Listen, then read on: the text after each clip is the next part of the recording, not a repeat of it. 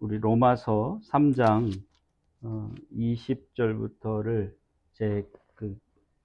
이 성경, 제가 보는 개역 개정 성경으로 다시 한번 읽겠습니다. 그러므로 율법의 행위로 그의 앞에 의롭다 하심을 얻을 육체가 없나니 율법으로는 죄를 깨달음이라. 이제는 율법 외에 하나님의 한 의가 나타났으니 율법과 선지자들에게 증거를 받은 것이라.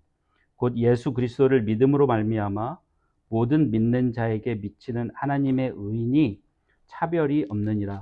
모든 사람이 죄를 범하였음에 하나님의 영광에 이르지 못하더니 그리스도 예수 안에 있는 구속으로 말미암아 하나님의 은혜로 값없이 의롭다 하심을 얻은 자 되었느니라. 이 예수를 하나님이 그의 피로 인하여 믿음으로 말미암는 화목 제물로 세우셨으니 이는 하나님께서 길이 참으시는 중에 전에 지은 죄를 간과하심으로 자기의 의로우심을 나타내려 하심이니. 여기까지 하겠습니다.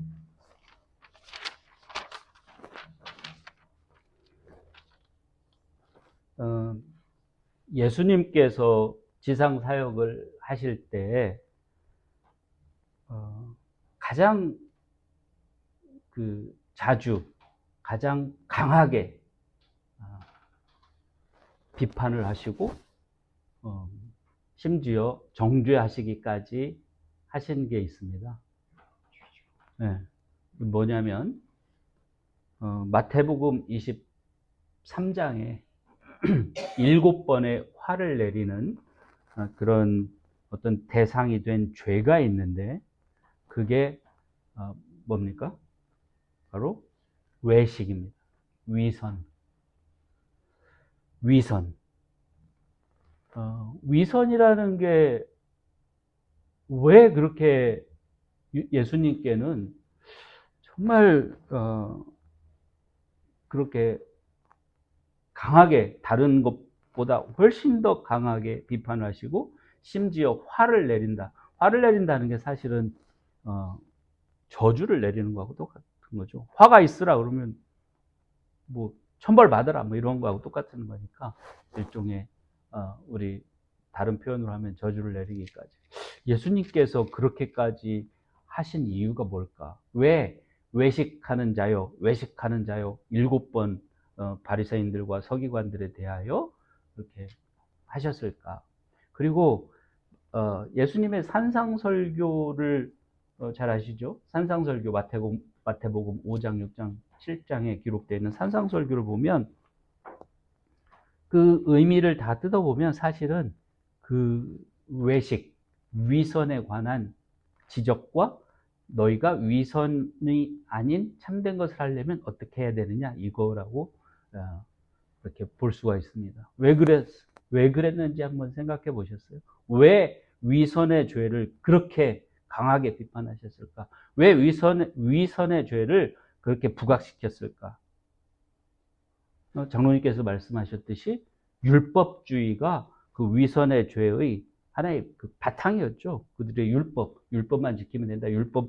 난 율법을 지키니까 됐다. 율법에 의해서 나는 온전한 자라. 사도 바울도 자신에 대해서 빌립보서 3장 7절에서 율법으로는 온전한 자라고 얘기를 했고, 마태복음 19장에 나오는 부자 청년도 너는 율법을 지키면 돼. 이러이러한 계명을 지키면 돼. 그랬더니 저는 어려서부터 다 지켰습니다. 이렇게 얘기를 했어요. 꼭 사도 바울과 같은 그런 사람이었죠. 어쩌면 그 사람이 사도 바울이었을 수도 있어요.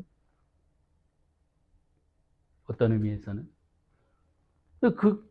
그들이 율법을 그렇게 중요하게 생각하고 율법을 다 지켰음에도 불구하고 예수님은 그 바리새인과 서기관들이라고 하는 자들, 율법을 가장 중요하게 생각하고 율법 지키는 것을 가장 중요하게 생각했던 그들에게 바로 그 7번의 화를 내리십니다.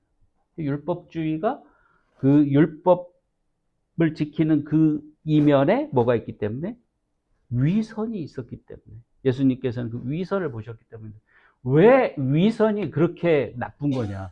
왜 위선이 예수님께서 이 땅에 오셔서 3년 동안 그 지상 사역을 하시면서 가장 부각시킨 그리고 가장 중요하게 우리에게 가르친 절대 그걸 따라서 해서는 안 된다. 마태복음 5장 20절에서 너희의 의가 서기관과 바리새인보다 낫지 아니하면 결단코 천국에 들어가지 못하리라라고 얘기하시는 것처럼 강조를 하셨을까?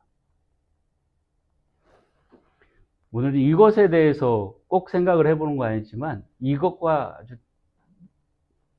관련이 있는 결국 이거에 대한 답이 오늘 저희가 생각해야 될 할 것에 대한 답이라고 생각합니다.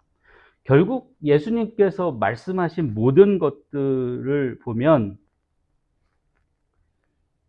오늘 예배에 기도를 할 때 신령과 진정으로 예배를 드려야 된다고 말씀을 드렸는데 예수님께서 가르치신 말씀이죠. 신령과 진정으로라는 말이 우리 온 신약 성경에 딱 두 군데 나옵니다. 신령과 진정으로, 신령과 진정으로. 한 번은 아까 오늘 제가 읽어드렸던 요한복음 4장 23절 24절에서 너희가 이렇게 예배할 때가 오나니 신령과 진정으로 예배를 드릴 때가 오느니라 할 때 신령과 진정으로 예배했고 또 한 번 언제인지 아세요? 혹시? 뭐에 관해서? 요한 1서를 한번 같이 보시겠습니다. 요한 1서 요한 1서 3장 16절과 17절을 보면 그러니까 똑같이 요한이 신령과 진정이라는 말을 두 번을 썼는데 한 번은 하나님에 대해서 예배하는 것에 대해서 신령과 진정으로라고는 표현을 썼고 또 한 번은 추측을 해볼 수 있죠. 우리 서로의 관계에서 어떻게 해야 되느냐를 얘기할 때 신령과 진정이라는 말을 썼어요. 요한일서 3장 16절과 17절 보면 그가 우리를 위하여 예수님께서 우리를 위하여 목숨을 버리셨으니 우리가 이로써 사랑을 알고 우리도 형제들을 위하여 목숨을 버리는 것이 마땅하니라. 누가 이 세상 재물을 가지고 형제의 궁핍함을 보고도 도와줄 마음을 막으면 하나님의 사랑이 어찌 그 속에 거할까 보냐. 자녀들아, 우리가 말과 혀로만 사랑하지 말고 오직 행함과 진실함으로 하자. 정확하게 신령과 진정이라는 말은 아닌데 구조가 똑같아요. 같은 의미입니다. 진짜로, 진실하게, 진정으로, 참되게 하라는 뜻입니다. 온 마음을 다해서, 마음에서 우러나와서 하라는 뜻이죠. 그러니까 위선이라고 하는 것과 이것이 반대잖아요. 그죠? 신령과 진정으로 한다는 것과 이 반대죠. 그래서 오늘 볼 문제는 이 모든 게 진정성의 문제라는 것을 우리는 알 수 있습니다. 진정성의 문제. 참돼야 돼. 마음에서 우러나야 돼. 겉과 속이 같아야 돼. 내 마음, 겉으로 하는 행동과 내 마음이 같아야 돼. 쉽게 얘기하면 어떤 행동으로 보여지는 모습과 그 행동을 하는 의도가 같아야 돼. 진정한 거죠. 근데 같기만 하면 되는 게 아니고 또 뭐가 어때야 돼? 옳아야 돼. 좋아야 돼.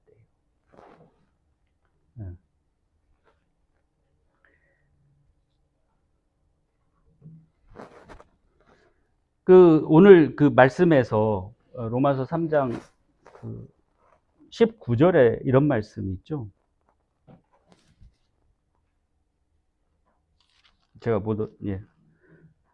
우리가 알거니와 20절 죄송합니다. 20절.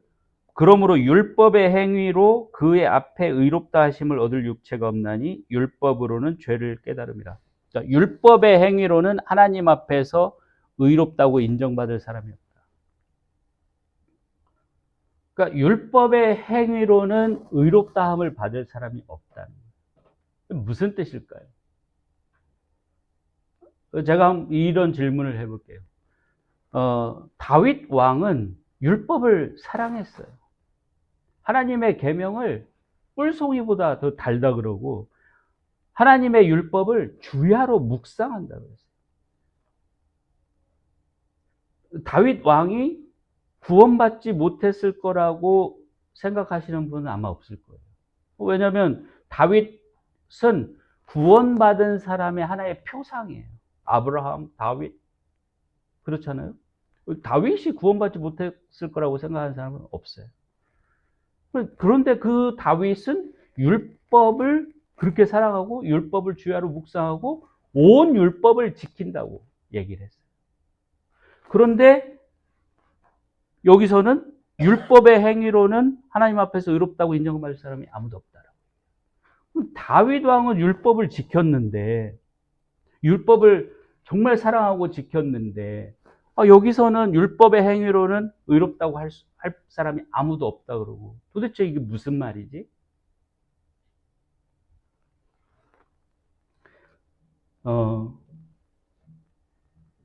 이게 사실 제 개인의 의견으로는, 저의 의견으로는 모든 신학들이 이걸 제대로 이해하지 못하면 막 자기 갈 길로 막 갑니다. 근데 우리는 뭐 신학을 따지려고 하는 게 아니라 이걸 좀 잘 이해를 했으면 하는 생각이 듭니다. 여러분들이 뭔가 법을 지킬 때 왜 지키세요? 예를 들어서 곧 이제 지금 이미 이제 세금을 내는 세금철이 왔잖아요. 납세를 4월 15일까지 하잖아요. 세금을 내실 때, 야, 나는 세금을 낼 수 있으니까 너무너무 기쁘다.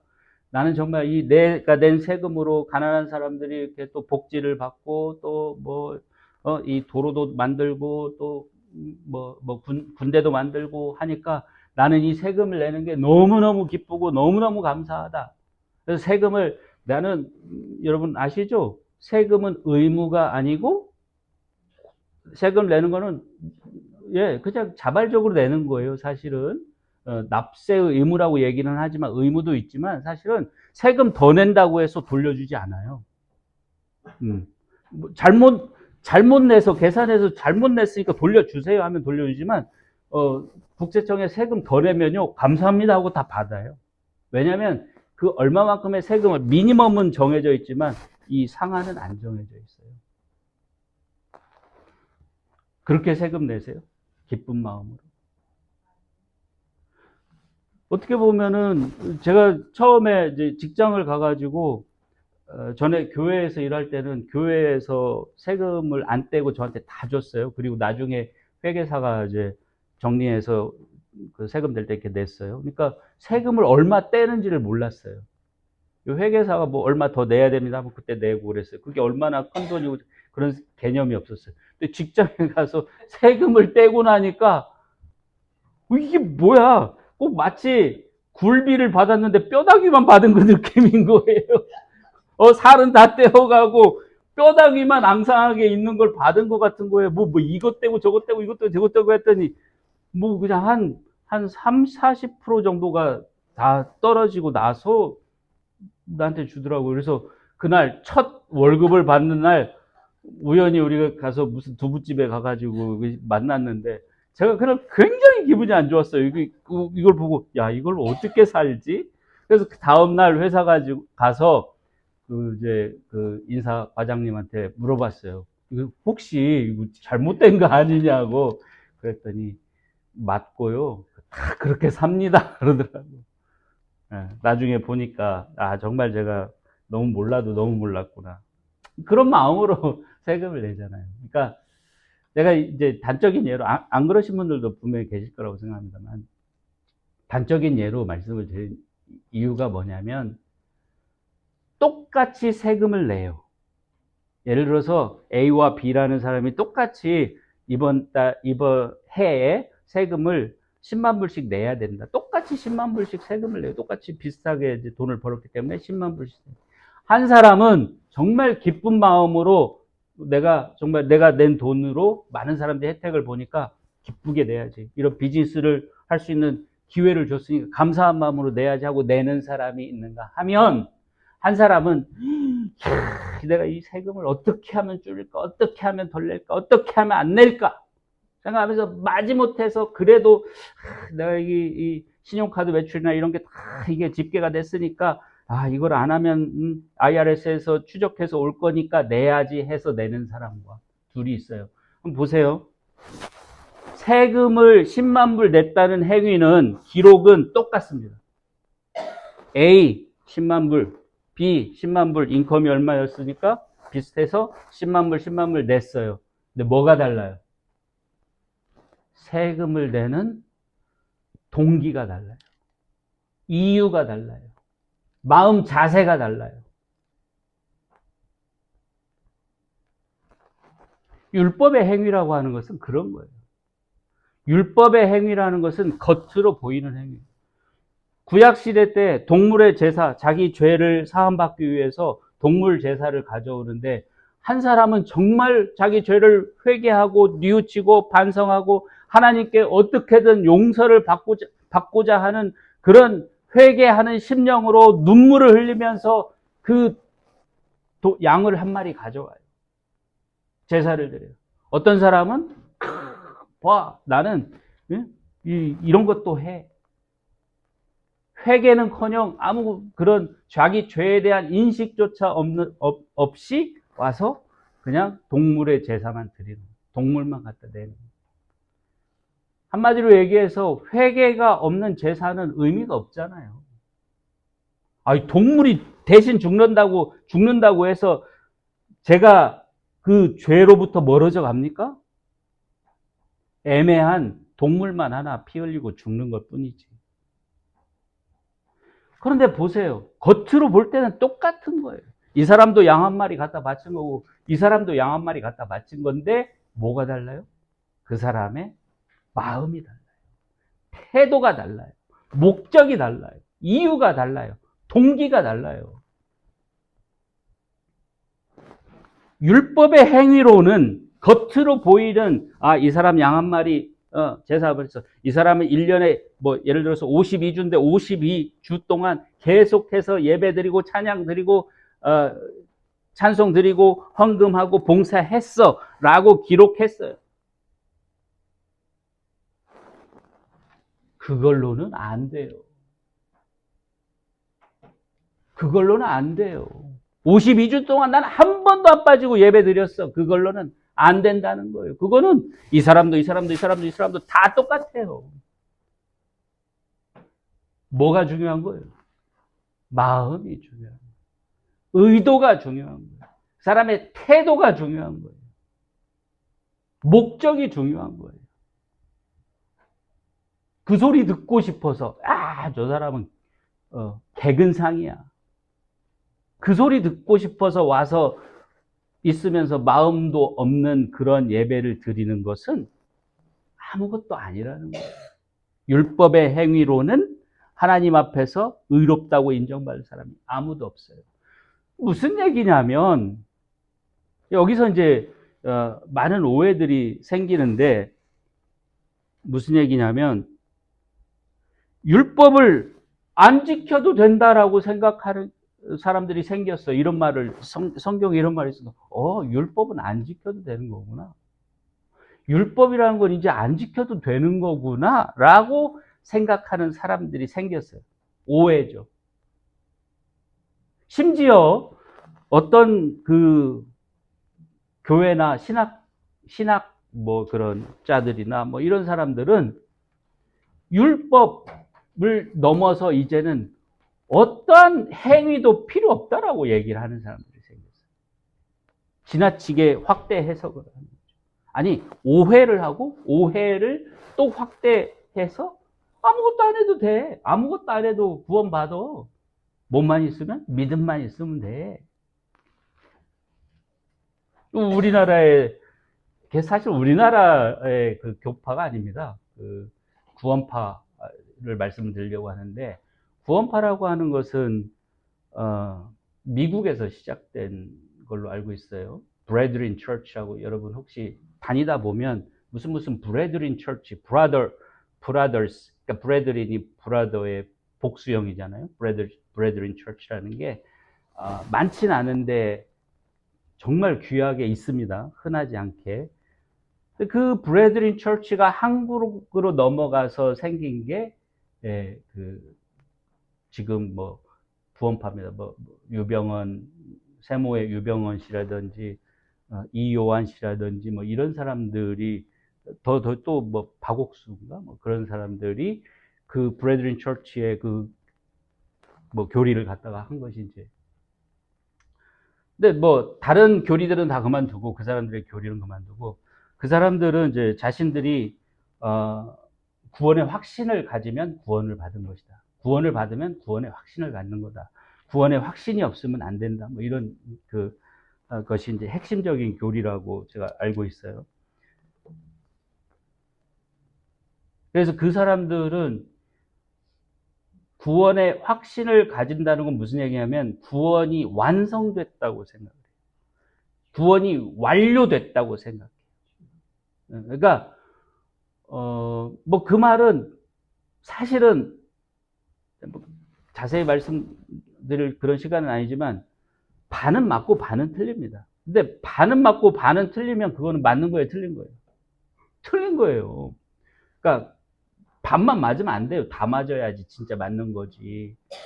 우리의 구원은 완성되기도 했지만 완성되지 않은 측면도 있어요. 그래서 빌립보서 2장 13절에서는 구원을 계속 이루어 나가라고 그러잖아요. 그것도 두려움과 떨림으로 너희 구원을 이루어 나가라고 하잖아요. 그러니까 이미 구원을 우리에게 주신 하나님의 은혜는 분명히 있습니다. 하나님의 은혜로 우리는 분명히 구원을 받았어요. 그런데 내가 죽기까지 그 구원을 유지해 나가고 지켜나가고 더 부족한 것을 채워 나가야 돼요. 내가 할 몫이 있는 거예요. 하나님 은혜로 해 주시는 것도 있지만. 그래서 그 구원을 완성해 나가는 건데 그 어떤 분들은 구원이 완성됐다고 하면서 또 뭘 얘기하냐면 구원이 완성됐다는 얘기는 뭐냐면 완성됐으니까 이미 어떻게 해요? 여러분 그 낚시하러 가셨을 때 물고기 잡았어요. 돔을 잡아서 이 어망에 넣었어요. 거기다가 미끼 주세요? 안 줘요. 잡아놓은 물고기한테는 미끼 안 줘요. 더 이상. 야, 너 배고프지? 때 됐으니까 밥 먹어 하고 안 줘요. 구원이 완성됐다고 믿는 사람들은 더 이상 할 일이 없어요. 내 구원이 완성됐는데 뭘 해? 그냥 뭐 할렐루야 감사하고 기뻐하면 끝이지. 뭘 해? 그래서 이러한 다 그분들이 다 그렇다는 뜻은 아니죠. 그분들 중에 더 잘하시는 분들도 있을 수 있어요. 그런데 그 교리상 잘못된 걸 제가 말씀드리는 건데 그러다 보니까 어떤 것도 할 필요가 없다. 더 이상.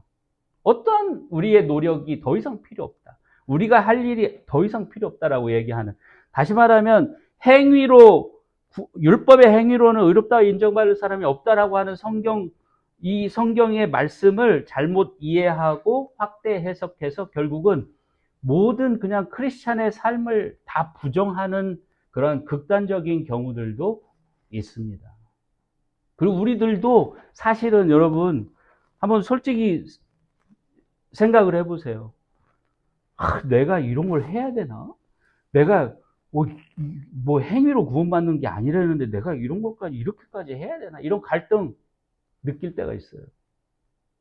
왜냐하면 자신을 참고 이겨내면서 뭔가를 이렇게 하나님을 위해서 하나님 말씀을 위해서 한다는 게 쉽지 않은 경우가 많기 때문에 그럴 때 갈등이 뭐 행위로서 구원받는 거 아닌데 내가 뭐하러 이렇게까지 애써서 할 필요가 있나?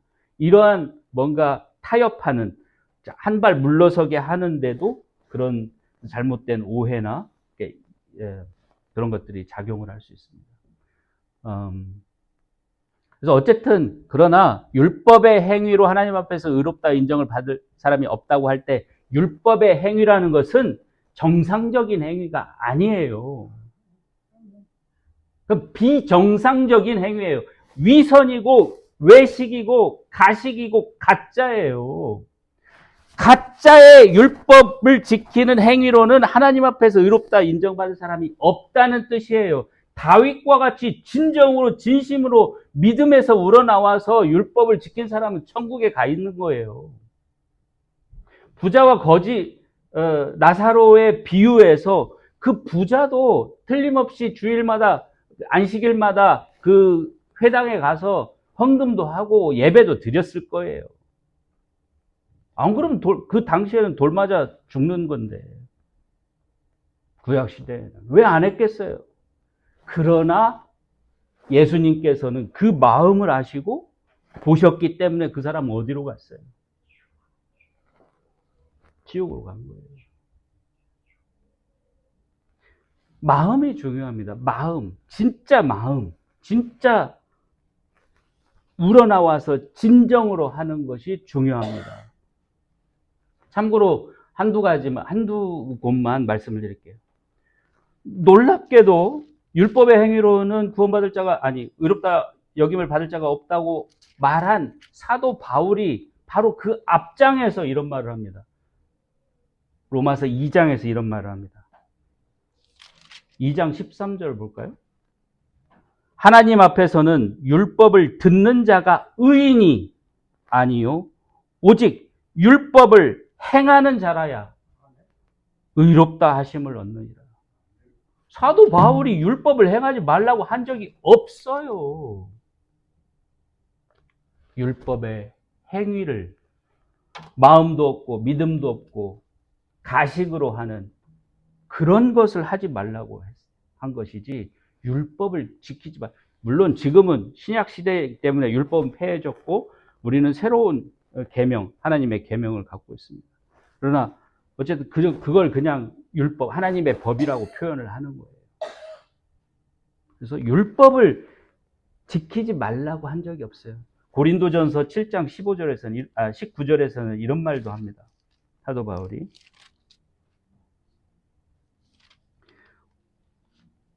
할례 받는 것도 아무것도 아니요 할례 받지 아니하는 것도 아무것도 아니로되. 이거는 뭐예요? 율법의 행위를 얘기하는 거예요. 율법의 행위는 아무것도 아니지만 뭐라고 그랬어요? 오직 하나님의 계명을 지킬 따름이니라. 그 계명이 요구하는 그 핵심적인 것을 지키는 거예요. 사도 바울이 결코 계명을 지키지 말라고 한 적 없습니다. 어떤 분들은 우리가 하나님의 계명을 잘 지켜야 됩니다라고 얘기를 하면 와, 저 사람 율법주의자야. 조심해야 돼. 전 그런 얘기 여러 번 들었습니다. 저는 이 하나님의 계명을 지킨다는 것에 대해서 정말 중요하다고 생각합니다. 이게 잘못 이해되고 잘못 이렇게 가르쳐져서 많은 교회들에서 하나님의 계명을 지켜야 된다 그러면 딱 그냥 이 레드 플래그라고 하죠. 딱 이게 서요. 뭔 소리야? 근데 너무 당연한 거예요. 하나님의 계명을 지켜야 된다는 것이 너무나 당연한 거예요. 왠지 아세요? 왠 줄 아세요? 하나님을 사랑하면 계명을 지키리라. 하나님을 사랑한다는 사람이 하나님의 계명을 어떻게 안 지켜요? 하나님을 사랑한다는 증거가 도대체 어디 있어요, 그러면? 우리 집사람이 저한테 뼈 때리는 그런 소리를 굉장히 부드럽고 온유하게 할 때가 있습니다. 예를 들어서 저는 집에서 이렇게 기다리다가 집사람 퇴근하고 오면은 막 좋아요. 그래서 뭐 고생했어, 어쨌어, 뭐 하면서 막 이렇게 그런 좋아하는 표현을 막 하잖아요. 우리 집사람이 딱 그런 거예요. 날 좋아하면은 설거지 좀 해놓지. 날 좋아하면 쓰레기 좀 치워놓지. 응? 말로 하지 말고 이런 거를 해줘. 뭐예요? 안 맞는 거예요, 뭔가. 그러니까 어떤 사람을 좋아해도 그 사람이 원하는 걸 하게 돼 있어요. 응? 그 사람을 좋아하기 때문에, 사랑하기 때문에 그 사람이 심기가 불편한 것을 안 하는 거예요. 그 사람이 좋아할 것, 그 사람이 기뻐할 것, 그 사람이 원하는 것을 이렇게 하려고 하는 것이 그 사람을 사랑하는 거예요. 하나님을 사랑해. 오 주여, 나의 주여, 나의 구세주시여, 감사합니다, 감사합니다. 우리는 뭐 찬양할 때마다 하나님의 은혜에 대해서, 하나님께서 우리를 구원해 주신 것에 대해서, 이 독생자를 우리를 위해서 내어주신 것에 대해서 감사하고 찬양하잖아요. 우리의 사랑을 고백하잖아요, 하나님께. 우리가 진짜로 하나님을 사랑한다면 어떻게 해야 된다고요? 그의 계명을 지켜야 되는 거예요. 하나님의 계명을 지키는 것은 이거는 그냥 뭐 이게 법이냐 아니냐 의무냐 아니냐 이런 걸 따질 것이 없이 자연스러운 거예요. 근데 말로는 하나님을 사랑한다고 하면서 안 해. 그걸 예수님께서 지적하신 거예요. 너희는 입으로는 하나님을 경외한다고 하면서도 뭐만 지킨다고요? 지난주에 목사님 말씀하셨죠. 그들의 유전, 자신들의 유전, 조상들의 유전만 지켜. 입술로는 하나님을 고백하면서도 마음은 멀리 떠나 있도다. 이사야가 한 말이 옳도다. 그런 행위로는 의롭다고 인정받을 사람이 없다는 거예요.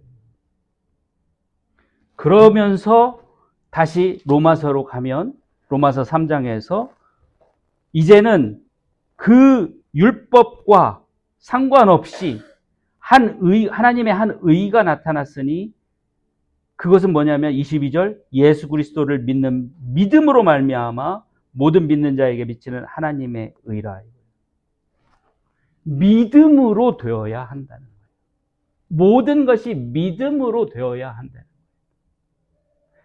거예요. 율법을 지키는 것도 남에게 보이려고 지켜서는 안 되고 믿음으로 진정으로 지켜야 한다. 하나님을 사랑하는 마음으로 지켜야 한다. 내 형제를 사랑하는 것도, 사랑하는 어떤 행동을 하는 것도, 헌금을 하는 것도, 예배를 드리는 것도 다 좋은데 거기에 뭐가 없으면 안 돼요? 믿음으로 하는 것이 없으면 안 돼. 하나님을 사랑하는 마음이 없으면 안 돼. 형제를 진정으로 사랑하는 마음이 빠지고 사랑하는 행동만 있으면 안 된다. 저 우리 집사람이 만약에 막 잔소리도 심하고 저보다 더 막 힘도 세고 무섭고 그런 사람이면은 저 어떻게 하겠어요? 우리 집사람 올 시간이네. 빨리 쓰레기 버려야지. 아이씨, 지가 버리지 나한테 버리라고 그래. 뭐 그러고 뭐 설거지 집사람 올 시간이네. 아이고 빨리 설거지 해야지. 놀고 있다가 설거지 대충 해가지고 해놓고 할 수 있어요. 그게 제 아내를 사랑하는 겁니까? 아니에요. 행동으로는 그렇게 보일지 몰라도 누군가 속는 사람이 있을지 몰라도 모든 사람이 다 속아도 안 속는 한 분이 있어요. 우리의 마음을 훤히 보시는 하나님은 절대 속지 않아요. 그러니까 깜짝 놀라는 거예요. 천국에 가서 네가 어떻게 천국에 왔어? 이런 사람도 있는 거예요. 우리 사람의 눈으로 볼 때는 저 사람의 마음을 모르니까 저 사람 천국 못 갈 거야 라고 생각했는데 하나님 눈에는 그 사람이 천국 갈 사람이니까 천국에 가는 거. 그 사람 여기 없네? 그 사람이 그렇게 많은 봉사를 하고 그렇게 많은 헌금을 하고 그렇게 많은 일을 했는데 왜 그 사람은 여기 없지? 마음이 없었기 때문에. 사람은 속였는데 하나님은 속이지 못했기 때문에. 믿음으로 말미암는 의라는 게 결국은 어렵게 생각할 거 없습니다. 하나님을 얼만큼 믿어야지 천국에 가지? 얼만큼 믿어야지 구원을 받지? 그런 게 아니에요. 얼마만큼 진심으로, 얼마만큼 진정한 마음으로 내가 큰 일을 하든 작은 일을 하든 모든 일을 믿음으로 온 마음을 다해서 오늘 예배를 드릴 때도 신령과 진정으로 드리는 예배면 하나님께서 기쁘게 받으시는 거예요. 찬송가 가사 다 틀려도 상관없어요. 찬송가 박자 하나도 못 맞춰도 상관없어요. 우리가 진정으로 하나님께 경배드리고 찬양하려는 마음을 받으시는 거예요. 그 마음을 아시는 거예요. 모든 것이 믿음으로 의롭다 함을 받는 겁니다. 결코 우리 율법의 행위로는 의롭다 함을 받을 자가 없다고 한 것이 율법이라는 표현이 좀 이상하지만 신약 시대에 지켜야 될 형제를 사랑하라, 이웃을 사랑하라, 하나님을 사랑하라 그런 계명을 지키지 않아도 된다는 말이 아닙니다. 오해하면 안 돼요. 그런 계명을 지키되 진정한 마음으로, 참된 마음으로 그걸 한마디로 얘기해서 표현한 것이 믿음으로. 그럼 왜 믿음으로라고 표현을 했을까? 성경은. 저도 이게 참 의문이었습니다. 진심으로 해라, 참되게 해라, 바르게 해라. 물론 성경에 그런 말들도 다 있죠. 있는데 성경 전체를 볼 때 왜 믿음으로라고 그거를 표현을 했을까? 믿는다는 게 참 중요하다는 의미로 그런 표현을 사용했을 거라는 건 당연한 겁니다. 그런데 왜 믿음으로라는 말로 그 모든 것을 다 아우르는 표현을 했을까? 한번 생각해 보셨어요? 여러분, 믿는 사람의 행동과 믿지 않는 사람의 행동은 다릅니다.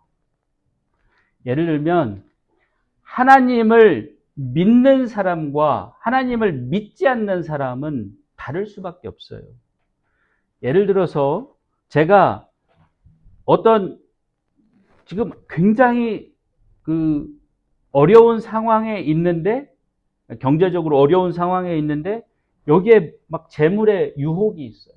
뭐 도둑질을 할 수 있든 아니면 훔칠 수 있든 회사에서 무슨 횡령을 할 수 있든 해서 이거를 감쪽같이 완전 범죄같이 이렇게 훔쳐서 내 어려운 상황을 벗어나는데 사용할 수 있어요. 이런 상황에서 완전 범죄가 가능해요. 이런 상황에서 그 사람이 그 도둑질을 하느냐 마느냐를 결정하는데 믿음이 있느냐 없느냐가 결정을 하는 거예요. 내가 무슨 짓을 해도 어느 누구도 몰라도 하나님은 아신다. 하나님은 나를 보고 있다는 그런 믿음을 가진 사람은 절대 그런 일을 하지 않습니다. 하나님이 어떤 분이신지 알고 하나님께서 어떤 분이신지 알기 때문에 그런 유혹을 견뎌낼 수 있는 거예요. 그런 믿음이 없으면 결국은 그냥 자신의 육신의 욕망대로, 육신의 정욕대로 행하는 겁니다. 그래서 믿음으로라는 표현을 한 거예요. 욥이 두 번째 재앙을 받았을 때 욥의 아내가 욥에게 이런 말을 합니다. 나가서 하나님을 욕하고 죽으라 그랬어요. 이렇게까지 됐는데 뭘 또 하나님을 믿어. 나가서 하나님 욕하고 죽어 그랬어요. 그랬더니 욥이 그 아내에게 한 말이 이 말입니다. 당신이 어리석은 여자들 중에 하나와 같이 말하도다. 무슨 얘기예요? 믿음이 없는 사람들처럼 말을 하는구나. 하나님은 그런 분이 아니야. 하나님은 뭔가 뜻이 있어. 나는 하나님을 믿어. 그렇기 때문에 나는 이렇게 행동하는 거야. 너는 왜 하나님을 모르는 사람처럼 말을 하는 거야. 이런 뜻입니다. 그래서 믿음으로라는 말이 사용됐다고 저는 생각합니다. 하나님을 인정하고 하나님께서 모든 것을 아시고 모든 것을 이루어 주시고 또 우리의 모든 힘든 것 또 우리의 필요한 것을 다 채워주시는 그 은혜로 우리를 인도하시고 우리를 살게 해주신다는 그 믿음을 갖기 때문에 우리는 하나님께 맡기고 옳은 길을 선택할 수 있는 겁니다. 그래서 믿음으로 의롭다 함을 얻는다라는 표현이 있는 것입니다. 우리가 구속의 은혜를 받은 것은 너무나 좋은 것입니다. 그러나 그 구속의 은혜가 그냥 우리에게 자, 너 구속 받았으니까 이제는 율법도 계명도 아무것도 안 해도 되고 그냥 네 맘대로 네 원하는 대로 그냥 살아. 그런 게 아니라는 거를 다시 한번 생각을 해봤으면 좋겠습니다.